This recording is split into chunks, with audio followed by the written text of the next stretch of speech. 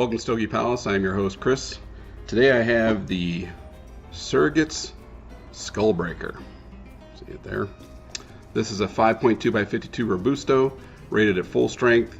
I've had it for about 5 months. I got it on Cigar Bid for $5.40 each. These can be had for a little over $7 on Cigar Bid, or on Cigar International. The wrapper is Connecticut broadleaf. I'll read some more about the rest of it in the description. I don't know if the camera picks up very well. It almost looks like a barber pole. It's not, but it's pretty close to it with the different shades there. It's a pretty nice looking cigar. Got the magnifying glass. You can see the oils on it, shiny. I did a straight cut on it. Seems like a pretty decent draw. So let's get this thing going. So every so often I randomly will mention comments that have been made, and I'll mention one about where have I been? Yeah, sorry, I've been away. Not really been away, just been busy with other things. Haven't been videoing as much, but still smoking cigars, just haven't been on camera. Usually that's because they were things I've already smoked before. It's a nice looking glow on there.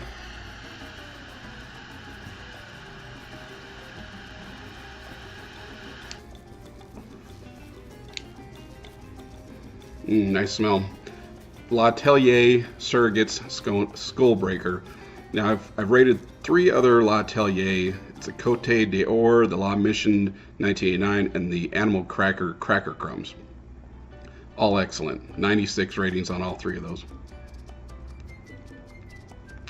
The Cracker Crumbs is based on the Animal Cracker that comes in a bigger size. The Cracker Crumbs are the smaller ones, little cigarillos. Terrific.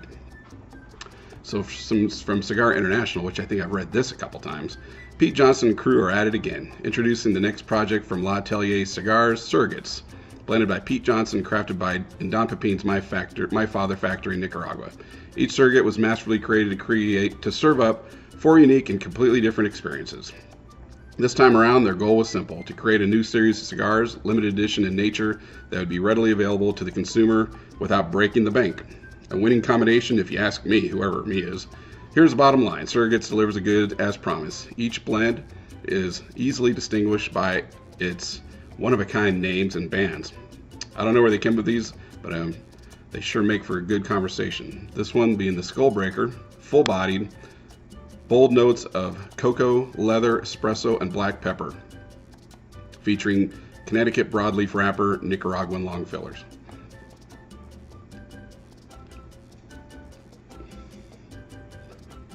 Performing nicely so far.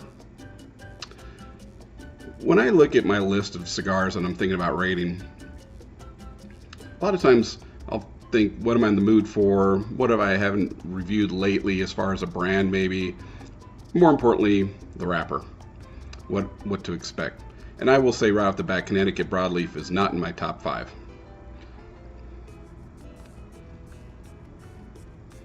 I know I'm probably in the minority with that. I know a lot of people like it, must sell a lot, it's pretty popular. And that's what this is.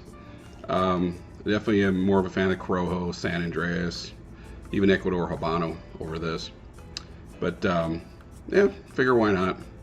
Cool concept, cool name. I've liked the cigars so far, but I don't think any of those, I'd have to look, had Connecticut broadleaf on them.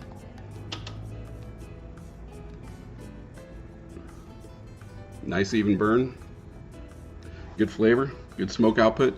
I am pairing it with something I normally don't pair with. I know a lot of you do, but I think, as I've mentioned before, I got diagnosed with diabetes a year ago.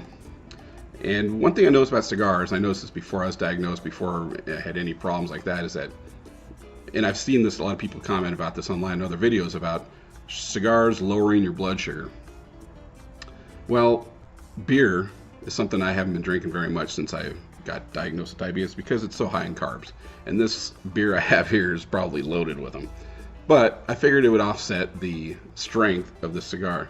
This is a 10 Barrel Age Brewing Company, Estonia. Hope my video's not too glitchy there. 11.9% by volume. Yeah, so it's whiskey barrel aged imperial porter. I'm not usually into the darker beers, except if I'm making a black and tan. So I figured give this, they had a pretty good head on it, already came down.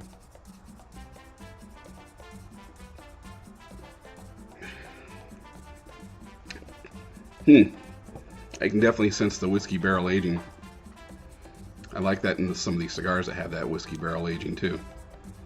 Pretty strong for a beer. Only reason why I'm even considering drinking it is because I'm smoking a full strength cigar. So anyway, I'll check in a little bit later, some other thoughts, see how this goes. About 20 minutes in, ash is holding on perfectly. It's a nice, tight, mostly white ash, a little black and white in there, but this thing is doing really nice. No scratchiness, no burn on the throat. It's smooth, great aroma. I'm afraid to do a waft because I don't want an ash falling on me. I'm going to see how strong this ash is. Just going to give it a slight tap. Yep. Better fall in the ash tray than me. Nice aroma. So another comment I want to reference on from the comments recently left on the videos, and I appreciate all the comments, was from Jerome, I believe. I don't know if he's in Poland or in those areas, but he mentioned my video about vodka reviews. Yeah, as I replied in there, I just did a review on what I had on hand, which is a few different, 5 different kind of diverse vodkas, but diverse and vodka, maybe that's not a real good combination of words because they're really not all that terribly different when you get in decent qualities anyway. But he had asked why I hadn't had any potato vodkas because I didn't have any at that time, but I do now. Man, it was the most expensive bottle of vodka, $90 that I've ever paid for. It's from Woody Creek, and they have these Stobrawa potatoes from Poland that they kind of snuck through customs or something on a petri dish and then grow them themselves out by Aspen. Went to the distillery itself to try it because they have 2 different type of potato vodkas, but this one particular one tasted smoother, which is what I was looking for. I didn't want it for mixing, I wanted it for martinis, straight up for the most part.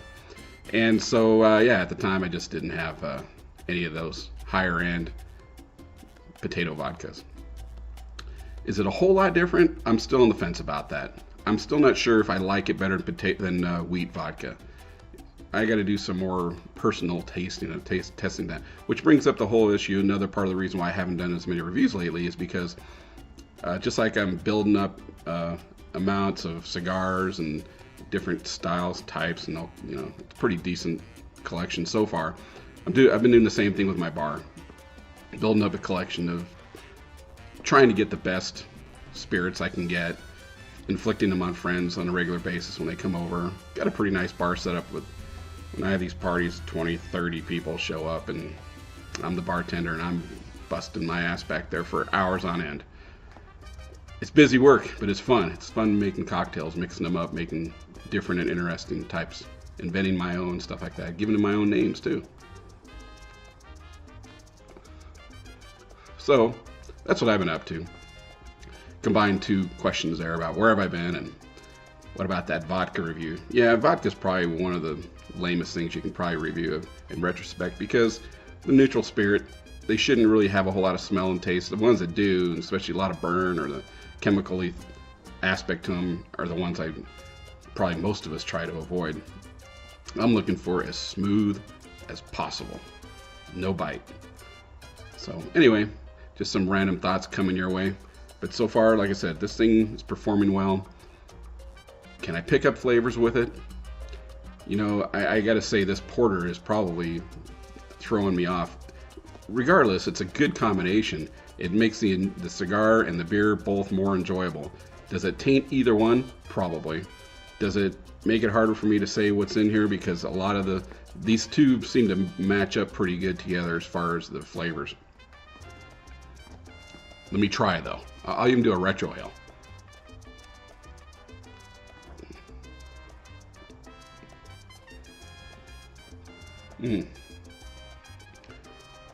Smoky, yeah, duh. But I mean like when you smoke meats and stuff like that, kind of smoky, or fire, you know, a campfire smoky kind of thing. Pretty smooth for the retrohale, no burn. Like I said, I'm really always on the lookout for scratchiness right here. That's usually something I will mark down for. So far, this thing is really great. I can't really complain too much about it. And like I said a million times, I rate real heavily on performance. This thing is burning evenly, nice ash. Could have gone longer, probably. I just didn't want it to fall on me. The draw is really just about perfect. Smoke output, great. What else can I say? In the flavor department, if I ever say, you know, it's foul or whatever, kind of like some of the acids or the Kentucky Fire Cured, I'm definitely going to say it. It's definitely going to be obvious. But ones like this that are nice and smooth, and it's got some rich flavors in there. Don't know if there's going to be any changes between the first, second, and third, but we'll see. So far, I'm liking it a lot, though. I'm glad I have more. About an hour and 20 minutes into this L'Atelier Surrogates Skull Breaker, I'm going to go ahead and end the video here, as my video seems to be kind of freezing up here and there. Either way, it's a great cigar. I would recommend it for sure. Appearance is great. Wrapper's holding together fine. It's looking good. It's not cracking. It's not peeling. It's not falling apart. The band is pretty simple, straightforward, but not the easiest. Very difficult actually to remove. It's a double band, Skull Breaker on one, a little Surrogates one on the other.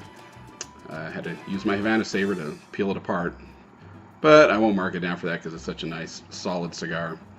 Burn aroma, perfect.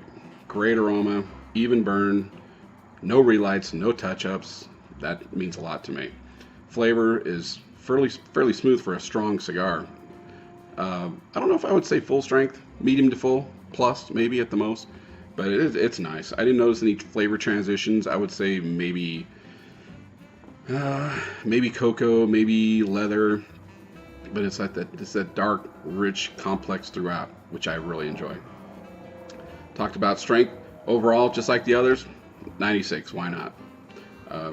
For you that don't like numbers, disregard that last minute or last 20 seconds.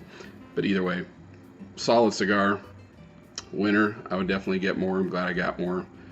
Just an overall good performer and good flavor and just a nice cigar. So once again, this is L'Atelier Surrogates Skull Breaker, a Connecticut broadleaf, and I like it. Who would have thunk it? This is Chris at Stogie Palace with an occasional glitchy video. Don't know why. I'll see you guys later.